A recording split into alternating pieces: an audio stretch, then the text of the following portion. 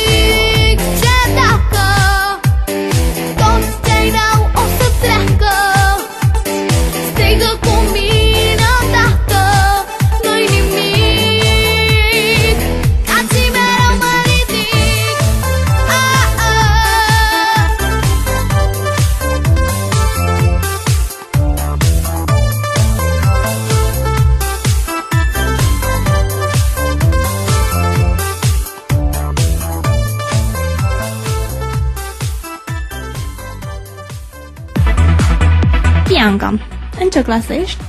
Sunt în clasa a doua. Și colegele și colegii tăi știu că tu cânti? Da. Da? Te-au auzit? De multe ori și le-a plăcut foarte mult. Da? Și ce spun despre talentul tău? Păi le place mult și când mai am spectacole și... Te susțin? Da. Dacă tot vorbim despre școală, mă gândesc și la cea pe care o faci pentru a te pregăti în domeniul muzical. Cât timp aloci pe zi acestei pregătiri? Păi cam o oră și plus orele de canto încă una, deci 2 ore. 2 ore pe zi, da? Da. Acasă faci exerciții singură? Da. Și cum știi, spre exemplu, dacă interpretezi bine o piesă sau dacă mai ai de lucru la ea? Mama îmi spune mereu părerea. Să înțeleg că mama e un profesor acasă, da? Da. Și mereu îți spune unde greșești.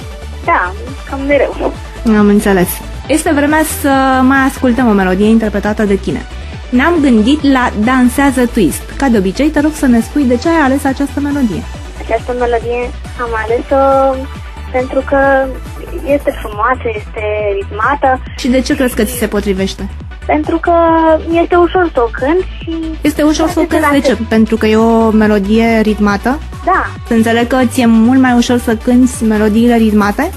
Da, pentru că melodiile lente sunt de obicei mai grele. Dar tu ai o voce deosebită și am sesizat că te descurci foarte bine și pe melodiile lente. Păi eu sper că m-am descurcat și sper că am rezultate bune, de fapt știu.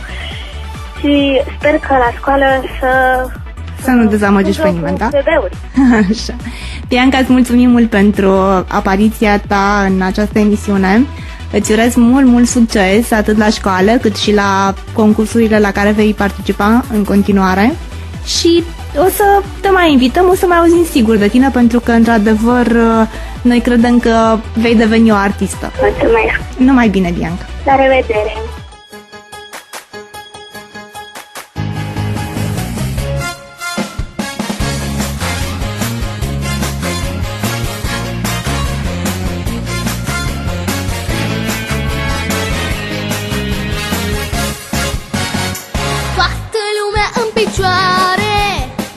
Astăzi învățăm un twist.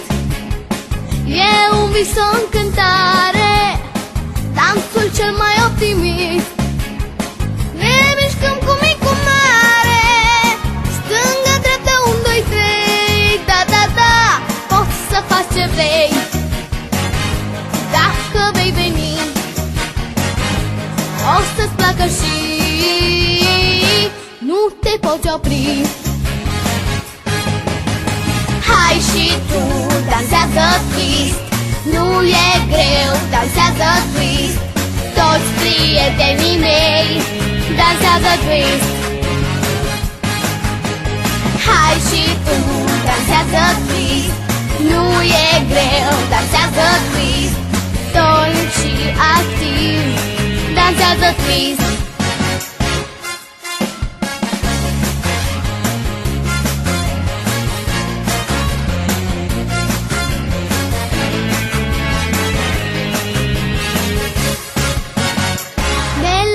Ușor pe spate și în față ne aplecăm.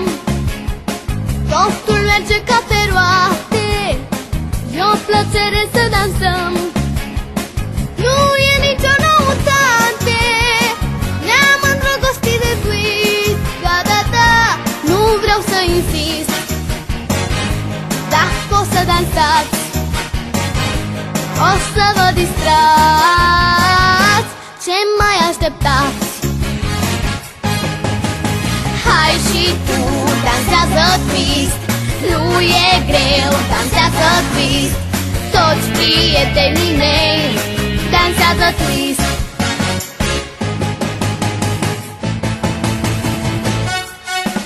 Twist e dansul pe gustul meu. Cine spune că este greu? Toți prietenii mei dansează twist. Dansează twist. Hai și tu, dansează twist. Hai și tu, dansează twist. Dansează twist. Invitata de astăzi a Mini Radio Show a fost Bianca Niță, o fetiță foarte talentată din Constanța. Cum spuneam noi, am remarcat-o pe Bianca la Mini-Mi și Mini-Mister România 2009. Are o voce deosebită, e muncitoare și serioasă. Credem că de Bianca vom auzi destul de repede, pentru că are toate caracteristicile unui artist de succes. Baftă, Bianca! Cei care doresc să asculte emisiunile noastre o pot face cu ajutorul internetului. Accesați site-ul www.minimis.ro. Acolo veți găsi un buton special ce vă va conduce în pagina emisiunii Mini Radio Show, unde puteți asculta toate edițiile de până acum. Cu acestea, ne luăm rămas bun de la dumneavoastră. Sunt Irina Haideț și alături de restul echipei, Gabriela Inoan, producător, Alex Crăciun și Adelin Jercan, inginer de sunet, vă invit să ne urmăriți în fiecare sâmbătă și duminică. Atenție însă, începând din luna mai, ora de difuzare a emisiunii se schimbă. Ne vom întâlni cu începere de la ora 9:20. Deci nu uitați, vă așteptăm în weekend de la ora 9:20 pentru a vă prezenta o nouă viitoare vedetă. Numai aici, pe 103,4, la RRM Student FM, postul în care se face radio din suflet. La revedere!